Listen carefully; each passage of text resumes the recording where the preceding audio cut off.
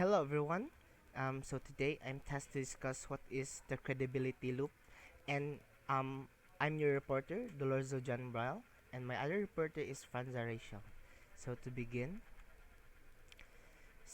credibility loop.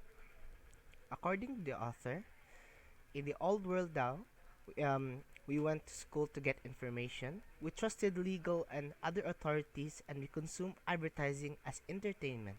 Most people at the age of 30 remember a time when everybody arrived in cinema at 10 minutes before the movie started just to see the commercials. Today we get information nearly everywhere. We question authorities as they serve the system, not the people, and advertising has become soon the most unreliable kind of information.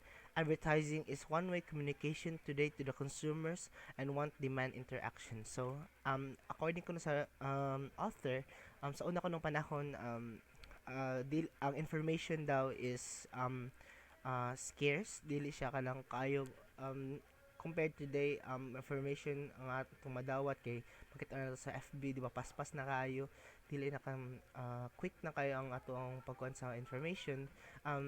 Unlike before, need pa sila moagtug ko ng mga cinema, which is dito pa nila makita mga commercials. So karon ko no, gingon siya diri nga ang advertising kuno is a one-way communication sa consumer. Kana mga consumer nga gusto silang demand og interaction, so makabalo sila what is the products, makabalo sila o ma-inform sila through advertisement. So tungod kuno sa kanang kadaghan ng information, mo na nga ang uh, unreliable na kuno ang atong information karon kay due to ko ng mga fake news, mga fake informations mo nang compare before ang mga information kay credible siya, not unlike today. So we are getting more critical, well informed, and we want to search and find information ourselves. So it is more or less a rule that we frequently ask our small community subcultures about reference. We certainly don't believe at ad page 3. Advertising industry has for long produced low refined but overpaid material, and this will not be possible in the future. We all know that in today's media buzz, it's hard to get your voice heard, and and one more advertising campaign is not the best solution to get to you through noise. So, ingon daw diri nga as time goes on, we are getting more critical daw sa well informed nya ganahan tag kanang mo search og information by ourselves. So kana kayo karon nga di na sa kayo mo trust ang mga tao sa kaan. So what you going to do kay sila mismo ang mo search ka lang sa information, and mo na nga daghan kay mga mo asa sa tong mga friends, sa tong for example ang mga small communities like Facebook. So to kanang to prove natay ka ng kung sa atong self nga kita gusto ang mangita og information.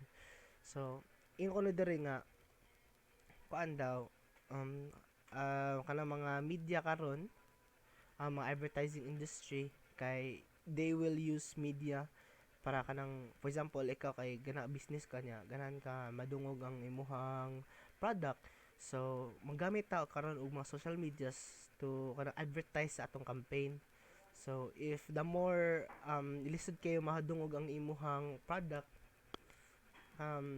if dili siya i-advertise through media, so mawali ra siya. For example na kay gusto i-introduce nga product niya, wala na mo siya through media. So ang kuan di ko siya makasaan. So dire is a phenomenon of advertising itself. We question in all other senses. Smart businesswomen are holding yesterday's advertising culture under their wings. There are a lot of examples of advertising doesn't boost sale. So why do you still have culture of advertising landscape and expensive ads that do not generate what they should generate? So ang purpose biya sa advertising is to kanang to generate sales. So the more nga ang mga consumers ma-inform, the more mo buy sila sa imong product. So ngano daw kuno still ang culture of advertising na bahala kay di ba ang ads kay mahal man kayo nya, why still na kuno culture ng advertising ba bisag kanang dili sila kan ineffective da kuno para dire ang isang state sa on nga ineffective da kuno kay doesn't daw boost sales ano daw.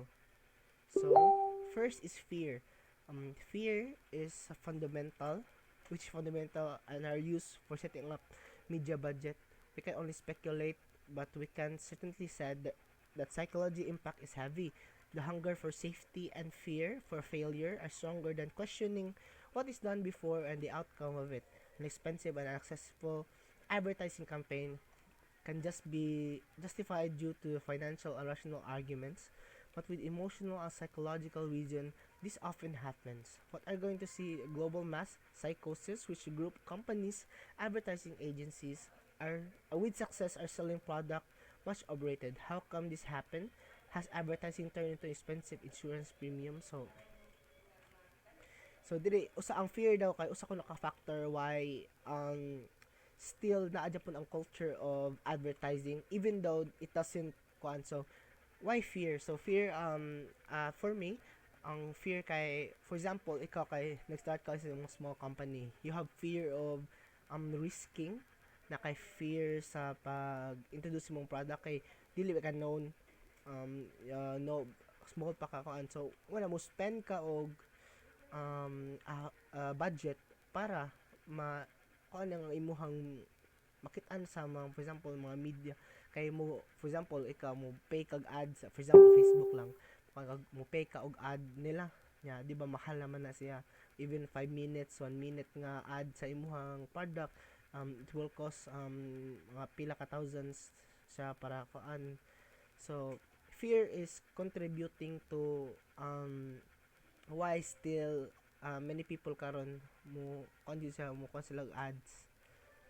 So next is perception. Perception of the recipient has changed with internet in some parts of globalization. From a positive point of view, people today have unique possibility to question the power of advertising. Yesterday, it took days or months to spread information, but today, it only takes seconds. Nowadays, people refer to get their values, impact, and advices directly from search engines, from webs, from friends, influence subgroups, and editorial press. An example, if you're going to New York and want to stay in a really special hotel, you would check the hotel ads. Not likely, you would rather ask your friends from hotel reviews.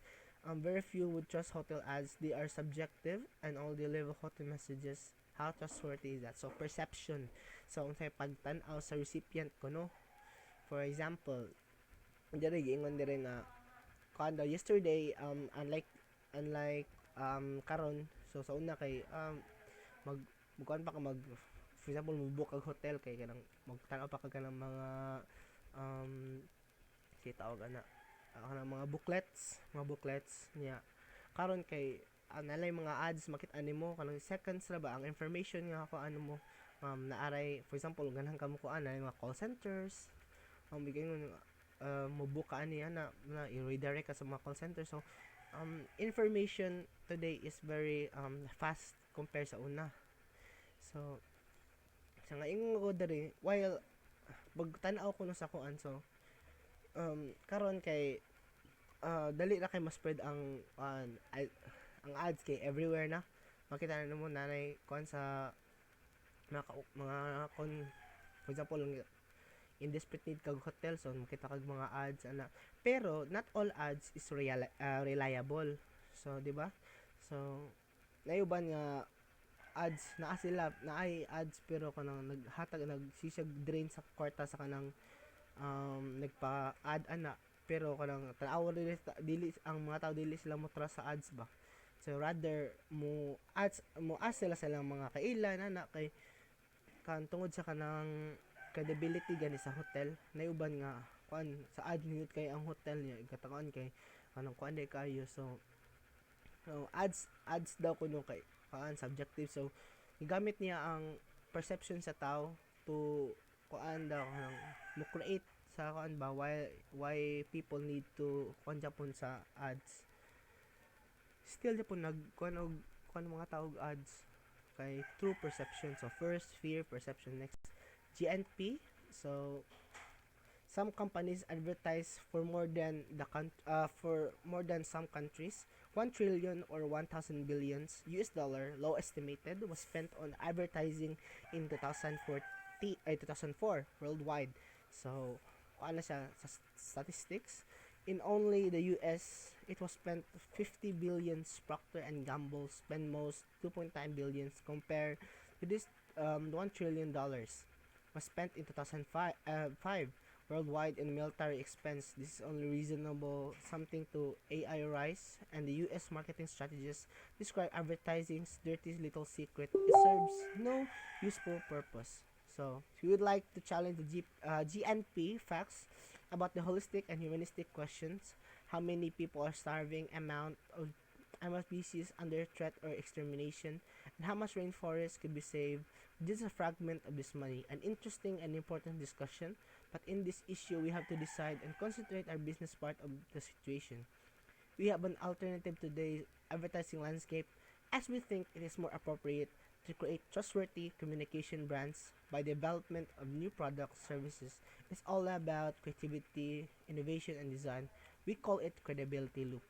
So, yung order nga, GNP is also, kuanda ko no, kanang factor why people, even though ang advertising is not, kuanda ko no kayo, kanang dili ka useful, but still people mukhang Japan siya. So, why not, yung order nga, why not use daw ko no, the, kanang katong mga billions of kwarta ang gispend sa advertising, even though, why not daw, daghan kay dire nga, giingon nga, we would like to challenge ko no sa kanang GNP kuno nga spend those why that not spend those money sa tungkol sa mga taong ipanggutom, mga animals nga under threats. So how much kuno ang mga rainforest na save with a fragment atong kwarta kuno. So sa ani kuno kuno why not use those businesses nga kuan kuno nga to help daw alang sa mga katong mga problems, when I why spend sa itong mga monies tong kuan sa mga advertisement nga dili Japon kanang kuan. So sa point of view sa as a consumer ako, makita ko ganang mga ads nga na di ba wala raman nato na siya katanon mo naan we notice ano nila, pero for example makita kag ad sa toothpaste, di ba ka mo ad sa toothpaste mong palit ko na bi dili biya kanang we buy what we need dili due to ng kuan advertisement. Uban mo work siya, for example kanang new businesses kanang milk tea na so kulo na sa gano'n siya ako try ko ana bi, pero kanang mura kanang common na kayo nga kuan dili na man kay tamutan aw ana nila nga kuan mga advertisements. So kanang kuan as we think more appropriate to create trustworthy communication and brands development new products, it's all about creativity, innovation, design. So mako na yung gitawag na itong credibility loop. Before the line, you need an arsenal of hygiene factors just to be on the market nowadays. All competitors have good quality, good service, and good distribution, good personnel, good price, and good communication, and good whatsoever. At Sony, there is saying that all products have the same function, performance, technology, and price. That the only thing that differentiates their products from other competitors is design. So why not putting most effort in developing good design, then talking a lot about what's going on inside creative industries concerning about ATL below the line communication. So ingon diri nga daghan ako no kay kanang mga products nga same ra Japan siya kuan. Same ra siya og uban nga naka-differ sila sa good quality, good service, good distribution, and good personnel, so good price. So ang maora na yung naka-differentiate nila, pero kanang same ra daw kuno. So ingon diri nga why not kuno mga kuan nga same ra kuno function, performance, technology, and para same ra. So why not kuno diha daw kuno mga competitors mga kuan sa design. So design sa ilahang kuan diha nila kuno kay same ra man Japon ang kuan. So why not kuno nga sa diha sila mag-compete sa design sa ilang kuan sa ilang innovation unsa ka unique ang ilahang products. So in the red corner, ATL, which concerns traditional advertising like magazine, radio, and TV outdoor prints. In the blue corner, we find BTL, which concerns PR, web, retail communication. If you ask us, ATL is a knockdown. We take issues one step forwards, introduce our own BTL before the line, Our BTL dances like butterfly and stings like a bee. So more siya kanang metaphor na siya. So diri kay gikuan niya ang katong ang ATL above the line and below the line. So more siya kanang nag-compete sila ba which is better. So ang ATL kay traditional katong magazine, radio, TV and outdoor prints which is will cost a lot of money. Ang BTL kay more on siya kanang web nga kanang mga advertisements. Faster horses. Up to date, the marketing people have been in charge for entering new products to the market, and this only because their job is to know what people like and want. But do they really know what people need? It is more interesting to see what people are doing instead of listening to what they are saying. Look at your children.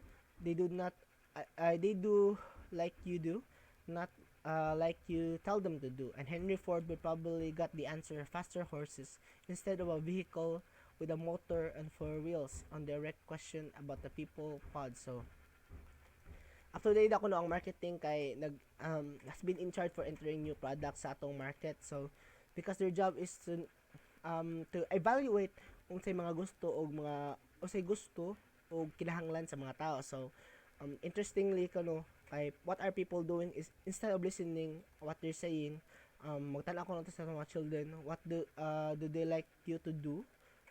Henry Ford kuno probably gonna answer faster horses instead of kanang vehicle. So ano the faster horses. So we think that marketing people quite often have the same narrow-minded thinking. A lot of people don't see beyond existing categories and often goes to what's already available and possible. So let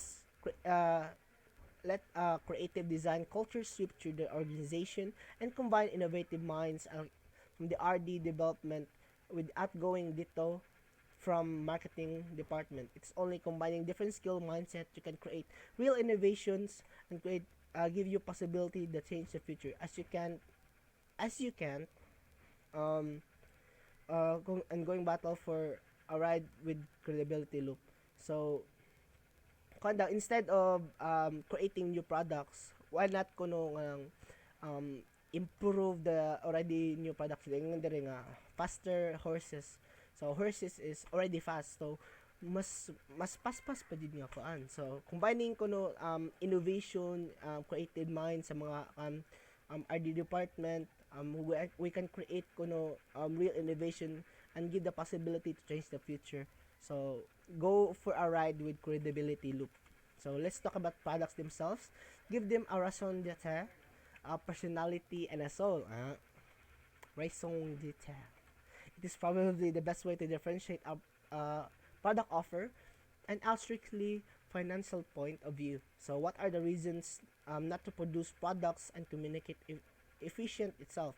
Why not transfer money and efforts from the end advertising to the RD development of product life cycle? By doing this, company can be more innovative and give them possibility to build communication qualities into product and by giving products and services a better meaning and chances, the greater the target group will source them voluntarily. So instead daw kuno mga companies ilang ibuo ang tanan nilang budget to advertise, why not kuno ibuo nila ang tanan nila budget sa research and development. So the more ako no so ingon diri nga kung ibuo daw sa kanang mga companies ang ilahang budget sa research and development, it will create more possibilities of innovation and creativity, and mo na nga ma-reuse ang ilahang resourceful ang ilahang budget, dili ra kay mapunta sa wala through advertisement. A good example, when iPad was introduced in 2001, Apple sent $24.5 million to launch the project.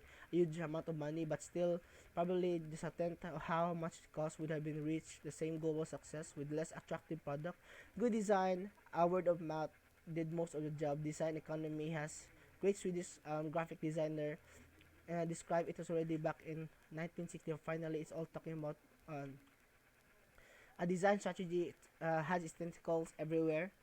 We are certain that the companies will build a much more credible brand with good design and innovation strategies instead only wrapping up the products with ads in the end. So advertising money is much better used for innovations that makes a difference and benefits both business and society. Who doesn't want people to make people lives better, more equal and hopeful, happier by developing more attractive and sustainable products and services. So gingon dere basically gingon Japon sabot ni Japon dere nga naghatag sila examples no. So ang iPad ako no. So gibubo nila ilang kwarta sa kanang advertisement niya, still ang iPad wala kayo ni sikat.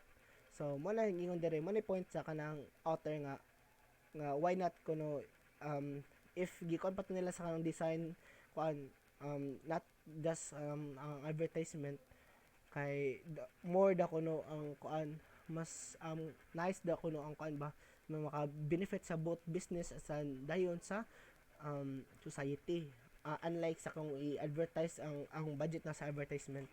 So some may argue that everything will be copied product or services. Of course it will it's successful enough when everybody has the same technology. Copies will always exist, so you have differentiate and be unique. You need to be smarter, proactive, and good way forward, and less technocratic and more pro-cultural, because cultural values of corporation are the most difficult part of blueprint by copycats. By having integrated research strategy within corporate strategy together with RD and finance, etc., you will come very far. So ingon diri nga always there always for example na sa ka-product nadya po na siya joy copycat na nagsunod ana siya.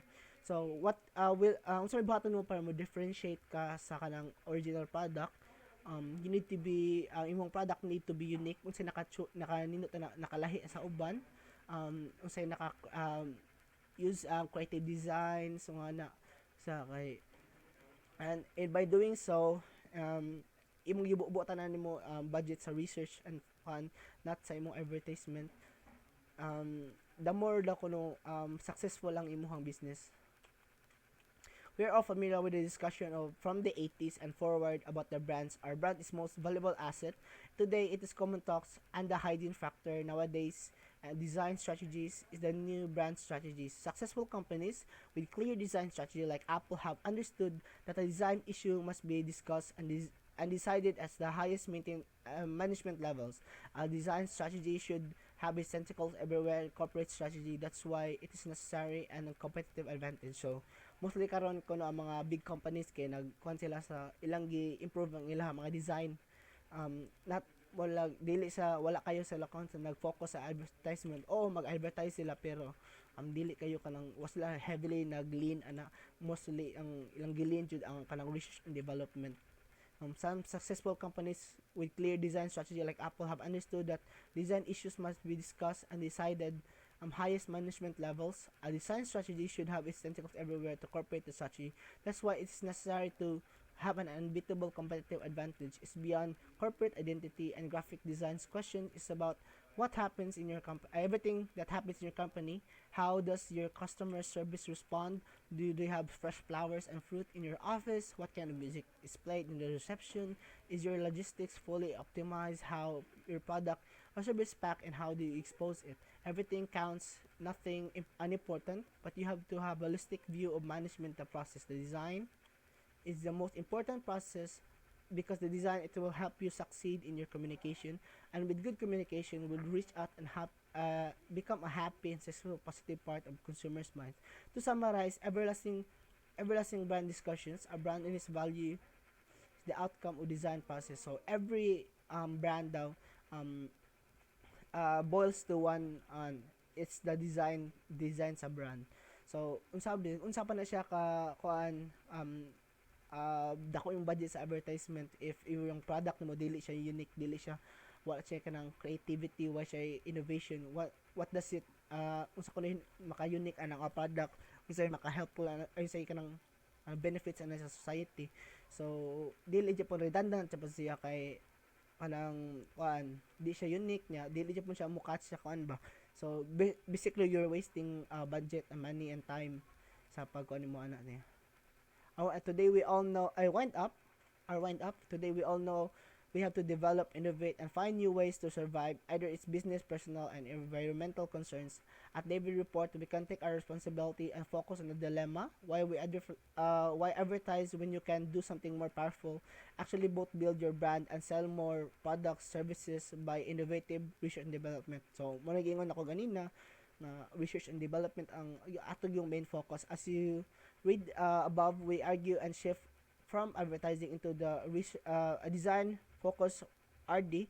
According to this is the only way to forward into more society and business life. Design is also the best way to visualizing your brand and business strategy. Be smart, question the advertising standard, and go for the ride in our credibility loop. In other words, build your own brand through a smart design strategy. So that's all. So ang next na reporter ang mo talk about what is array.